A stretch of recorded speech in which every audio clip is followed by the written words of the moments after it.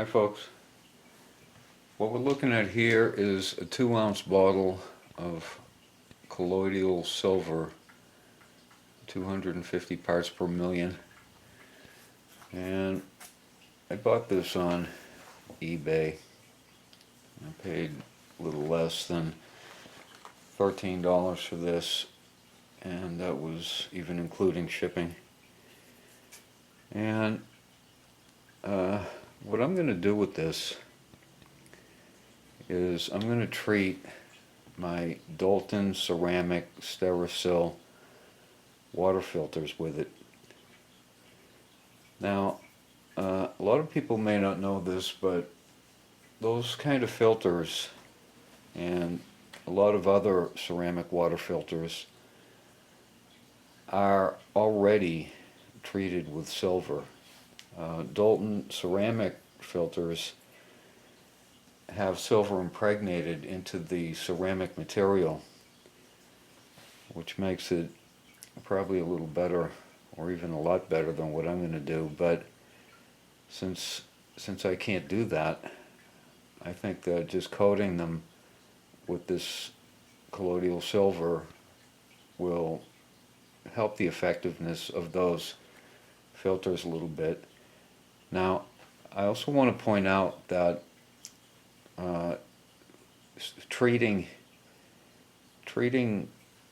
water with colloidal silver has not been proven to increase the effectiveness of ceramic filters. Some people say that it does, some people say that it doesn't.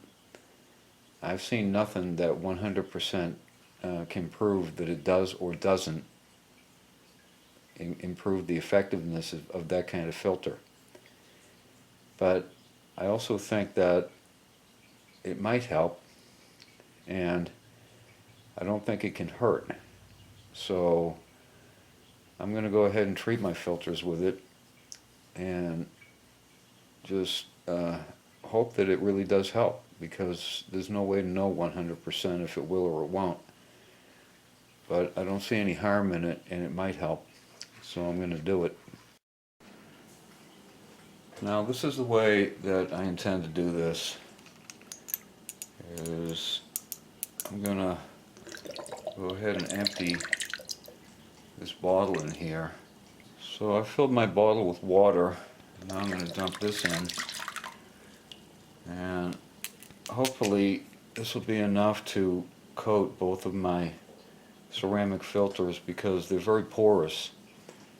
And I've chosen to use a paintbrush in order to get it on, and I want to make sure that I have enough to do 2 of them using this much colloidal silver. So now what we effectively have is 125 parts per million of colloidal silver. So these are my 2 filters, and some of you may have watched my last video where I opened these up and refilled them with charcoal, activated charcoal. I took the old stuff out and put brand new activated charcoal in there. And now we're just going to paint this with this colloidal silver. Now these have been drying out here now for 48 hours. And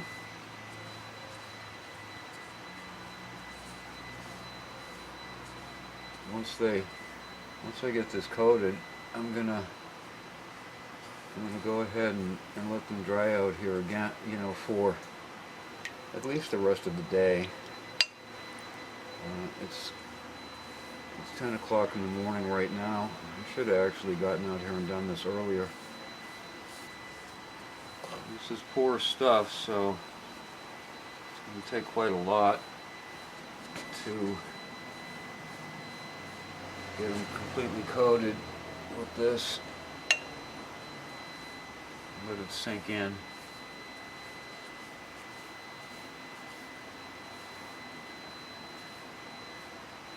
Now, I'm going to leave a link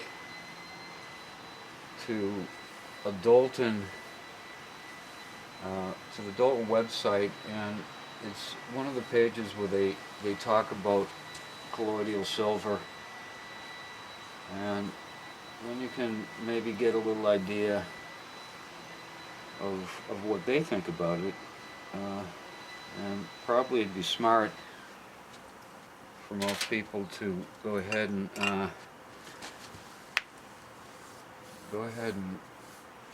do some more research on it. I've looked into it, and there's nothing that I can find that is proof, absolute 100% proof that colloidal silver does anything for water purity. But you can look into it and make up your own mind, because a lot of people say that it is, and then of course you get a lot that say that it's not effective at all. So, but I figure if Doulton, who manufactures these water filters, thinks it's important, I can't see any harm in it. And if there's a possibility that it'll help to kill bacteria, then I think it's worth the effort of doing this. So I got them just about completely coated here.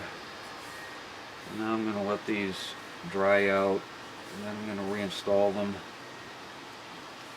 the way that I had them before.